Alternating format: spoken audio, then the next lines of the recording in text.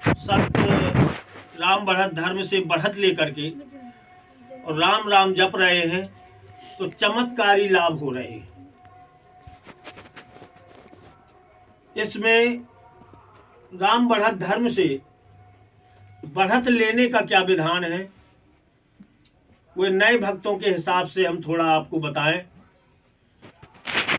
कि आपको अपने मन में राम राम जपने का संकल्प लेना है।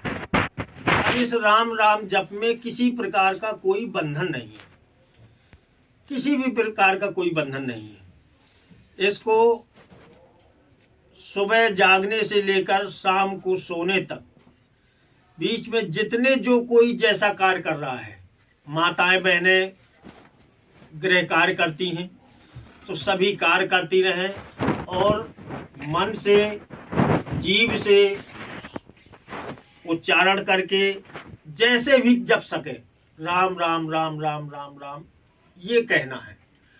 इससे ही उसका कल्याण हो जाएगा।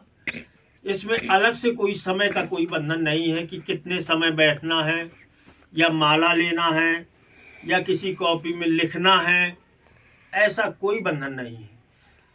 कोई संख्या का बंधन नहीं है, कोई समय का बंधन नहीं है और किसी प्रकार का कोई ऐसा है नहीं कि आपने नहाया है या नहीं नहाया है, ये भी कोई शुचिता और अशुचिता का भी कोई बंधन नहीं है। केवल राम स्वयं पावन परम पावन है। राम राम कहने से ही अंदर और बाहर से पवित्रता हो जाती है। तो केवल श्रद्धा निष्ठा प्रेम विश्वास एक राम पर, जैसे राम परम पिता है, परम पिता परम ब्रह्म, सारी सृष्टि के रचयिता, कोटि कोटि ब्रह्मांड जिनके एक एक रोम में है, ऐसे राम हैं। अनादि हैं, अनंत हैं, ना उनका कोई आदि है ना अंत है। तो उस राम की ये एक भक्ति है, इसको भक्ति मार्ग ही समझें। राम राम श्रद्धा पूर्वक जपना है। अब मन के लिए भी आता है, मन लगता है या नहीं लगता है तो वो भी नहीं है। मन नहीं लगता है तो बंधन नहीं है, लेकिन राम राम हठ पूर्वक जपना है। बस केवल राम राम जपो, काम करते रहो। जो भी जहाँ है, व्यापार में है, दुकान में है, नौकरी में है, फैक्ट्री में है, किसान खेती कर रहा है, माताएं जो भी कार्य करती हैं, सभी काम करते रहें और राम राम राम राम यथाशक्ति। ये भी कोई ऐसा बंधन नहीं है कि शक्ति से ज्यादा, जितना हो सके उतना राम राम करो, लेकिन उस राम पर विश्वास करो कि हमारे वो पिता है। बहुत बड़ी दया है प्रभु की, जो इस कलयुग में राम राम के अलावा कोई दूसरा उपाय नहीं है। और राम बढ़त धर्म से बढ़त लेकर के, अब बढ़त लेने में कोई संत है, संत क्या, पहले भक्त जैसे आप जोड़ते हैं तो आप राम बढ़त धर्म से बढ़त लेंगे तो कोई ऐसा संत होगा जिसको राम बढ़त धर्म से प्रभु की तरफ से ही संत की उपाधि दी जाती है। यदि उसकी निष्ठा है तो उसको संत नाम, एक आध्यात्मिक नाम मिलता है। तो वो राम भक्त अगर निष्ठा पूर्वक राम राम जप रहा है तो स्वयं का तो कल्याण करता ही है, लेकिन वही राम भक्त दूसरे का भी कल्याण कर सकता है। ये प्रभु ये सामर्थ्य देते हैं उसमें कि वो दूसरे का भी कल्याण कर सकता है। कैसे? ऐसा नहीं है कि अभी से है, ऐसे संत कबीर थे, सब जानते हैं। कबीर जी राम राम जपने वाले थे। राम पर उनका अनन्य भाव था, अटूट विश्वास था। लेकिन ये जो प्रपंच वाली पूजा है उनके पास कोई नहीं थी, केवल उनकी आत्मा और परमात्मा का ही संबंध था और राम राम जपते थे। काशी में एक कुटिया उनकी गंगा जी के किनारे थी, वहां रह के जप करते थे। उस समय जो है एक पद्मनाभ नाम के बहुत विद्वान पंडित थे, जो पूरे देश में तहलका मचा हुआ था उनकी विद्वता का।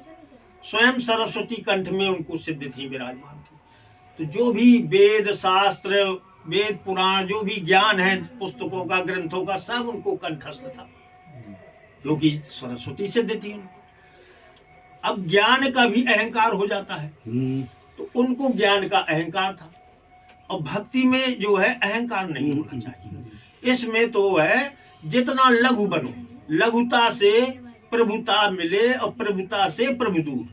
अगर आप लघु बनेंगे, तिनके के समान समझेंगे, तो आप प्रभु की शरण में पहुंचेंगे, ज्यादा जल्दी पहुंचेंगे और नजदीक हो जाएंगे। लेकिन अहंकार है तो प्रभु से दूर हो जाएंगे, उनकी कृपा से वंचित रहेंगे आप। तो अहंकार था उनको, और उनका काम था कि जहां विद्वान पंडितों को देखें, वो सुने, वहीं जाएं, शास्त्रार्थ करें। और ये शर्त रहती थी कि जिसको पराजित करते थे उसका सारा पोथी पत्रा, जो भी ज्ञान पुस्तक भंडार है, सब छीन लेते थे और अपने गाड़ियों में लदवाते थे, ले जाते थे, माने उसको नीचा दिखा देते थे। तो अहंकार था, लेकिन विद्वता थी। तो अब कोई शास्त्रार्थ, कोई है विद्वान है, लेकिन अब उसमें उनकी बराबरी नहीं कर पाता था। तो ऐसे ही शास्त्रार्थ करते करते वो काशी में पहुंच गए। काशी में कबीरदास जी थे, और काशी जो है ज्ञान की नगरी है। तो वहां एक से एक विद्वान थे, विद्वान ही विद्वान है वहां पहुंच गए। लेकिन वहां के विद्वान भी घबरा गए जब सुना कि पद्मनाम पंडित आ रहे हैं शास्त्रार्थ के लिए। तो सब बड़े बड़े पंडितों की जो है दिल कांपने लगा कि अब तो आज जो है हमारी नाक कट जाएगी। गई जो नाम रहा है काशी का, काशी तो अपने देश का धरती की नाक मानी जाती थी। तो अब सब जब वो आ गए, काशी में आ गए, तो सब विद्वान जितने थे, सब पंडित थे, और सब बाबा विश्वनाथ जी के शरण में पहुंच गए। पुकार लगाने लगे कि अब महाराज आप संभालिए, अब रक्षा करिए, नहीं आज तो अब सब गई। उनके सामने कोई किसी की ताकत नहीं कि वो शास्त्रार्थ कर सके। तो उनकी प्रभु की आकाशवाणी हुई, उनको ये पता चला कि ऐसा है, घबराओ नहीं, और संत कबीर से शास्त्रार्थ करवा दो, ये आदेश मिल गया। तो गए सब। तो भाई देखो, अब कबीरदास जी के बारे में तो सुना ही होगा है कि उनका तो, उनने तो कलम हाथ से नहीं पकड़ी पढ़ाई के मामले में। शिक्षा उनकी कोई ऐसी नहीं थी कि उसने जो है अक्षर ज्ञान किया हो। तो उन्होंने कहा इतने बड़े विद्वान, और भगवान कह रहे हैं कि उधर कबीरदास जी से करा दो, लेकिन अब प्रभु का आदेश है, चलिए भाई। तो गए कबीरदास जी के यहाँ, उन्होंने कहा ऐसा आदेश हुआ है और ये पद्मनाम पंडित आए हैं, उनका शास्त्रार्थ होना है आपसे। तो बोले जब प्रभु का आदेश है तो ठीक है भाई, लेकिन मैं तो कुछ जानता नहीं हूँ, पढ़ा लिखा हूँ नहीं। जब आदेश है ठीक है बुलवाइए, लेकिन मैं जाऊंगा नहीं, यहीं बुलाओ। गए सब। आचार्य कहा कि आचार्य जी आप हमारे यहाँ एक संत हैं, उनसे शास्त्रार्थ कर लीजिए। यदि वो पराजित हो जाते हैं तो हम काशी की पराजय मान लेंगे, और वैसे आप शास्त्रार्थ करेंगे तो महीनों लग जाएंगे, क्योंकि यहाँ इतने विद्वान हैं। और सीधा जो है उनसे कर लीजिए, एक संत को हमारे अगर आप पराजित कर देंगे तो विजय हम लिख देंगे, काशी की विजय, और हम पराजय स्वीकार कर लेंगे। तो उनने भी सोचा कि चलो एक से ही होना है तो और अच्छा, यहाँ से काशी से भी विजय प्राप्त करेंगे। चले गए तो सबसे पहले अब ये हुआ कि हम बहुत विद्वान पंडित हैं, तो अब हम पहले प्रश्न करें, उसमें तो प्रश्न उत्तर होता है। तो उन्होंने कहा कि कबीरदास जी की आप प्रश्न करिए। तो उन्होंने कहा भाई मेरे पास तो कोई प्रश्न नहीं है, आप ही करिए। अब वो अपना प्रश्न पहले करने में थोड़ा अपनी तोहनी समझते थे। तो उन्होंने कहा नहीं आप ही करिए। तो उन्होंने कहा ठीक है आग्रह कर रहे हो तो भाई मेरे पास तो कोई प्रश्न नहीं, लेकिन हाँ मैं आपका ही प्रश्न आपसे करता हूँ। ठीक, प्रश्न था कि ये बताइए आपने जितना ये अभी तक अध्ययन किया है, सीखा है, जो ज्ञान अर्जित किया है आपने, ये पढ़ के सीखा है कि सीख के पढ़ा है? अब इस प्रश्न में उलझ गए पंडित जी कि पढ़ के सीखा है कि सीख के पढ़ा है। बहुत देर हो गई, कोई उत्तर नहीं मिला। जब नहीं मिला तो उन्होंने इसी में पराजय स्वीकार की। फिर उन्होंने कहा कि भाई देखिए कि अगर आपने पढ़ के सीखा होता तो आज ये शास्त्रार्थ करते फिर रहे हो, बड़े बड़े विद्वानों का जो है अपमान कर रहे हो, ये नहीं कर रहे होते। क्योंकि अगर पढ़ के सीखा है तो सारे वेद शास्त्र ग्रंथों में यही है कि निचोड़ है राम, भजन करना। और यदि पढ़ के ही और सीख के ही पढ़ा होता, एक तो सीखने के बाद पढ़ने की जरूरत नहीं है, और सीख के पढ़ा होता तो भी उसी भजन में, उसी प्रभु के राम रस में ही आनंद लेते। ये नहीं करते, तो वो स्वीकार कर ली उन्होंने। अब वो शिष्य बन गए। इतना परिवर्तन हुआ कि अब स्वयं पराजित हुए और दंडवत हुए। इसके बाद उन्होंने उनसे गुरु ज्ञान लिया, राम नाम लिया, संकल्प लिया, राम राम जपने लगे। सब जो गाड़ियां, कई गाड़ियों में ग्रंथ लदे थे, सब हटाए और वहीं बैठ गए। तो एक बहुत बड़ा पीपल था, बहुत पुराना बड़ा पीपल था, उसके नीचे बैठ के भजन करने लगे, राम राम जपने लगे। अब बाबा विश्वनाथ शिव जी ने सोचा अब ये विद्वान तो था, अब ये अहंकार तो इसका समाप्त हुआ, अब इसका भी कल्याण होना चाहिए।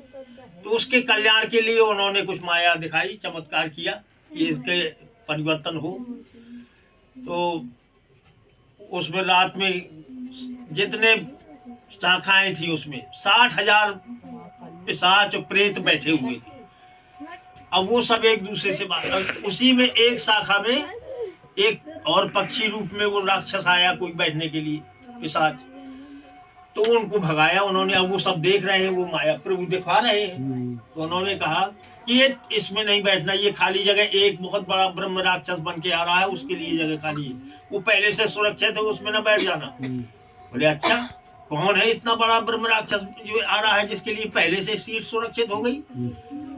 तो उन्होंने बताया कि पद्मनाम नाम का ब्राह्मण है, वो अभी मरेगा तो राक्षस बन के आएगा, उसके लिए ये सीट है। जब ये देखा तो उसका घबरा गया, फिर भागा जाके, फिर जाके कबीरदास जी के चरणों में गिरा कि ये क्या है?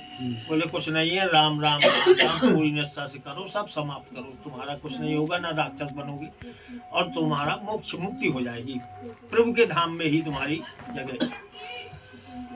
इस प्रकार से अब वो संत बन गया। संत की कृपा से, अब संत कबीरदास जी उनके ऊपर आ रहा, अब संत ने कृपा की उस संत के ऊपर, उस भक्त के ऊपर, भक्त बनाया, राम नाम दिया, तो वहां भी प्रभु कृपा करते। जैसे आप हम लोग हैं, राम राम जपते हैं और पूर्ण एक निष्ठा से केवल एक को मान करके अगर राम राम जप रहे हैं, तो इस राम राम जप का साधारण कोई ऐसा नहीं है, इसका बहुत महत्व है, सब कोई नहीं समझ सकता है। तो आप लोग भी जैसे दूसरों को राम नाम देते हैं, जोड़ते हैं, संकल्प और राम बढ़त से जोड़ देते हैं, तो वो पावर प्रभु ने आपके ऊपर दिया है। जिसको आप देंगे कृपा वहां प्रभु करें, करते हैं। उनकी कैसी कृपा? अब वहां रहने लगे। एक छोटा सी घटना और हुई। एक